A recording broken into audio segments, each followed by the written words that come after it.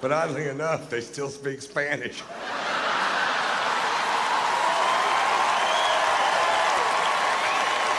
I went on a USO tour, and I'll tell you the difference. Earthlings.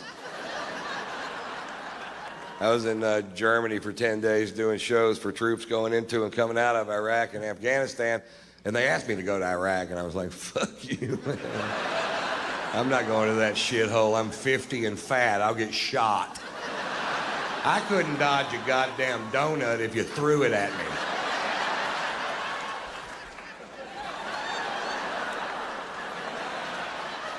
What'd you throw a fucking donut at me for, man? You hit me right in the heart, dude. And then when we filmed Blue Collar 3, we filmed it in Washington, D.C., and the fine folks at the USO asked us to spend the day at Walter Reed Hospital. And if you go to Walter Reed Hospital, you'll see a byproduct of this war nobody likes to talk about, but they should talk about it every day, because the sacrifice these young men and women have made for this country, they can't take back, and they should be applauded and saluted and given the best medical care we can give them for the rest of their lives. And they should not live in abject poverty because they made a sacrifice to the greatest nation on this planet. And if we fail there, we fail everywhere we can fail, folks.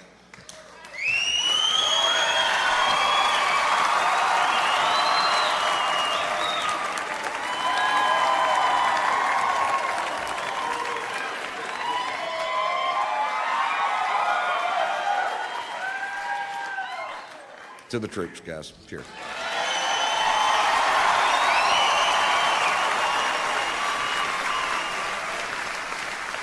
I'll tell you one USO story. We're going from room to room visiting these amazingly brave Americans at Walter Reed.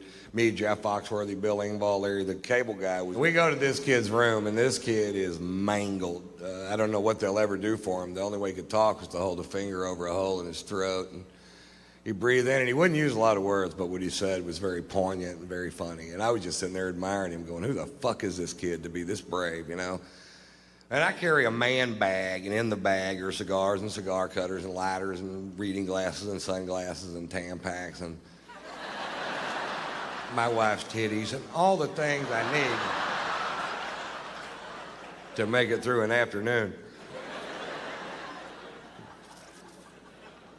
We're about to leave this kid's room, and Foxworthy goes, you know, you're the only person today that didn't make fun of Ron's purse. And this kid goes,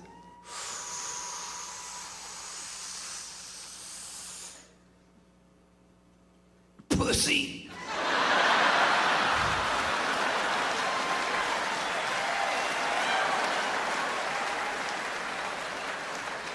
That's the only time I've ever seen Foxworthy snot.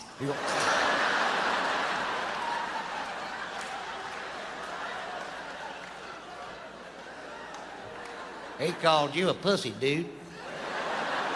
Or however he talks.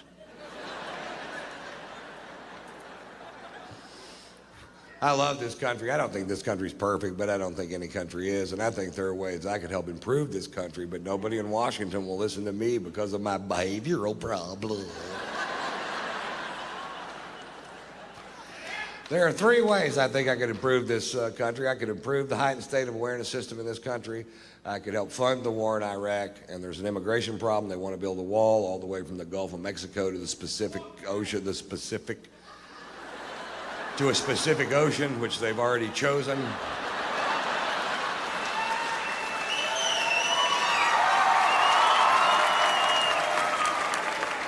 Oh, he was sharp than that. We saw him. Went on a UFO tour and took a trip across a Pacific Ocean, which he had already chosen in advance.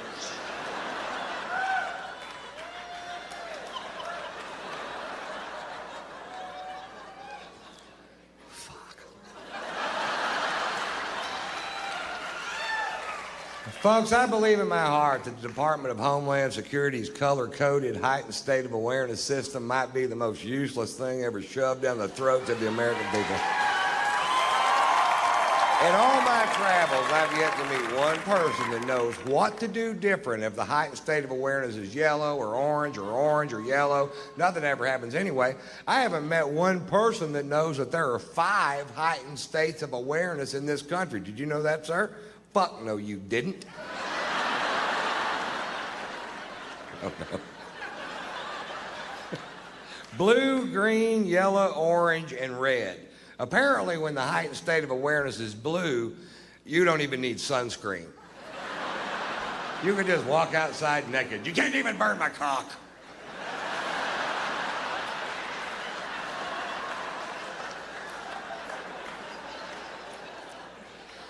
I'm not sure why the Scottish guy said that.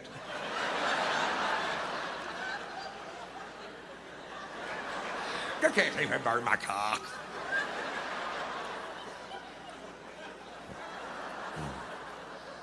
The biggest problem I have with the heightened state of awareness system in this country is that it makes no sense. The second biggest problem I have with it is that it scares my mother.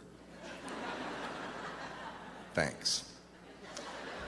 The last time the heightened state of awareness switched from yellow to orange, my mother called me, and my mother is very rural, as am I. And mother called me and she goes, the heightened state of awareness just switched to orange. I said, I know, Mother, I was watching television. She goes, I don't know what to do. I said, Mother, nobody knows what to do. They didn't even print a flyer with this program. But since we were attacked on 9/11, Mama, we've all been in a general heightened state of awareness. She goes, I don't know what that means. I said, well, Mom, if you're getting on an airplane and the person in front of you has 7 H's in their name and a basket of fucking cobras,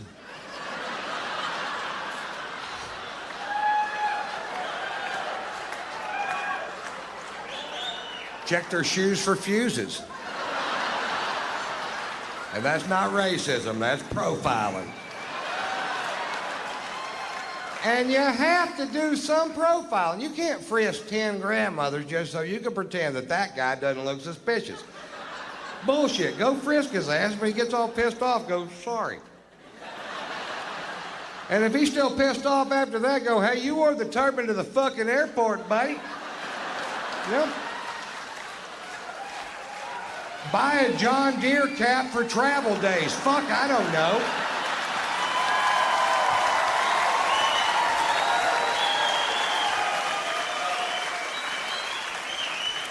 Buy a John Deere turban. Do they make them? I'm sorry, we're a little edgy.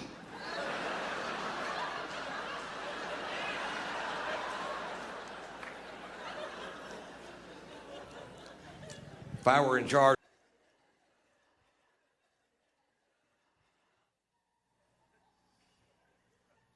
I got thrown out of a bar in New York City.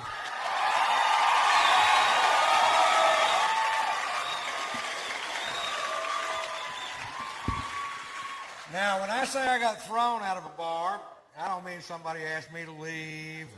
We walked to the door together, and I said, bye, everybody, I gotta go.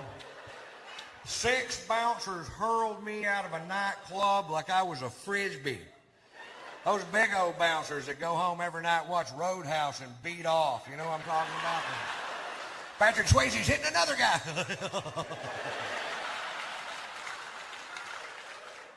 For wearing a hat. I walk into a bar with a hat on. This guy real pissy goes, took off the hat! I'm like, what's the deal? He goes, I'll tell you what the deal is. Faggots in this area wear hats. We're trying to keep them out of our club. I'm like, oh, really? The only way we can tell down south is if they have their hair cut like yours.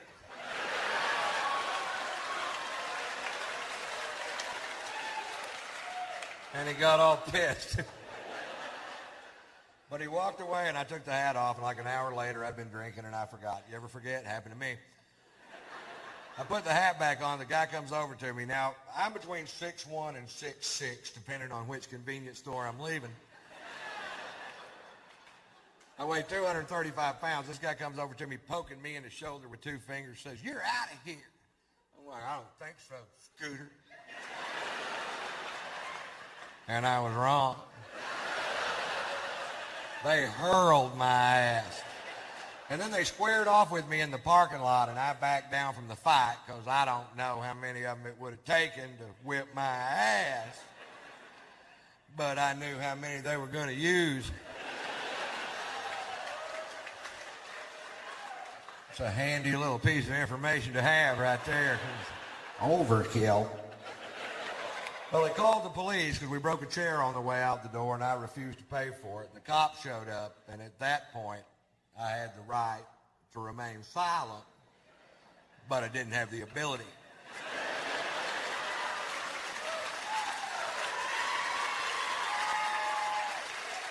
The cop says, "Mr. White, you are being charged with drunk in public." I was like, hi. I was drunk in a bar. They threw me into public.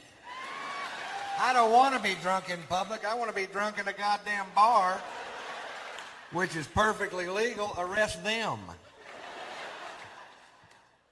Well, they didn't arrest them. Instead, they call in for my arrest record. There's some good news. Satellites are linking up in outer space. Computer banks at NASA are kicking on.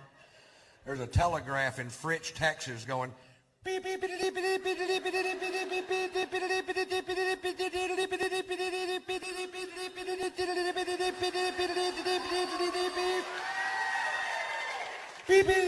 beep. This part takes a while.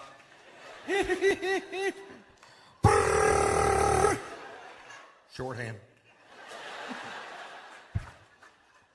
Beep. Now, I told you that story to tell you this story. When I was 17 years old, I was arrested for being drunk in public. Seemed to be a pattern. If you knew Morse code, you would already know that. And one DWI, which was a bogus charge because it turns out they were stopping every vehicle traveling down that particular sidewalk. And that's profiling, I believe. And the drunken public charge in Fritch, the arresting officer, who I had literally known all my life. You know what I mean? This guy lived 4 doors down from me in a town of less than 400 people. We've met. He takes me to jail. When we get there, he asks me if I have any aliases, and I was just being a smart ass and said, "Yeah, they call me Tater Salad."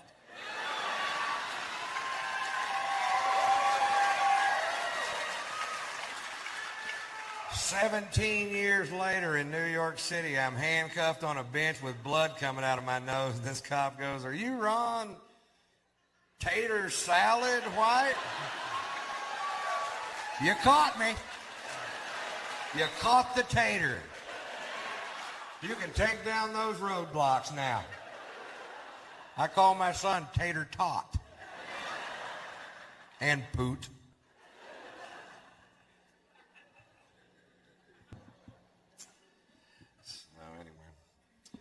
I am a dog lover. Actually, I love my dog. I don't give a shit about your dog. I don't know your dog, man. Your dog could be an asshole. I don't know. Sluggo's an English bulldog. Sluggo, don't jack with me. Great.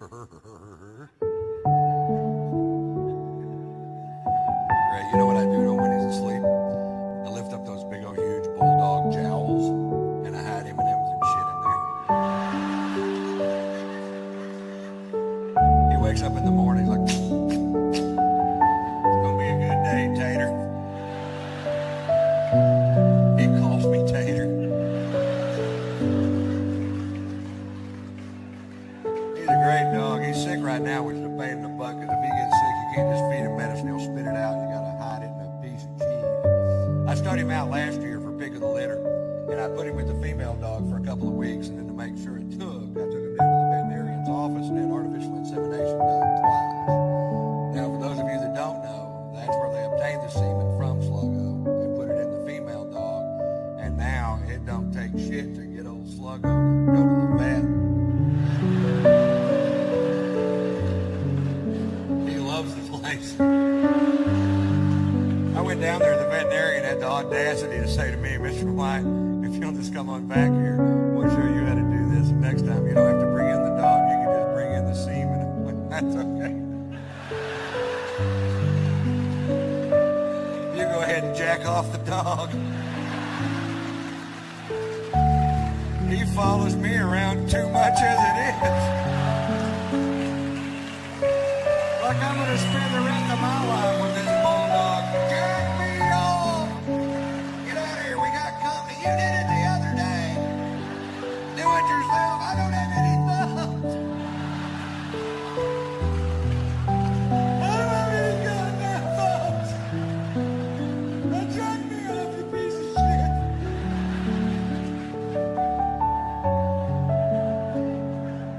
Do we talk to Daddy that way? Please? Please jerk me off, you piece of shit. I don't have any goddamn thumbs.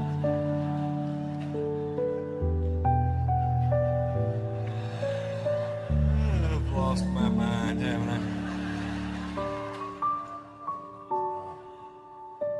I'll tell you a little bit more about the demise of my relationship. There was that one thing where I had sex with that girl, but that wasn't the underlying problem. The big problem was, the first problem was this. We lived in a house and it had a thermostat. That's it. Because I like the temperature of the house between 70 and 75, and she liked the temperature of the house between 75 and 110. And you can't keep tater salad at that temperature.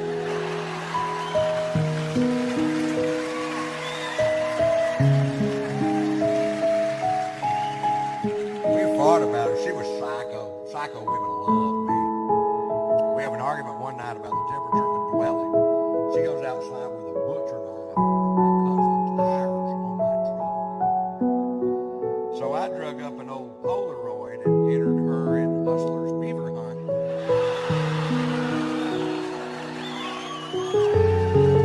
And she won. And I used the money to get me some new tires. She super glued my dick to my stomach. So, do you see how things just get out of hand?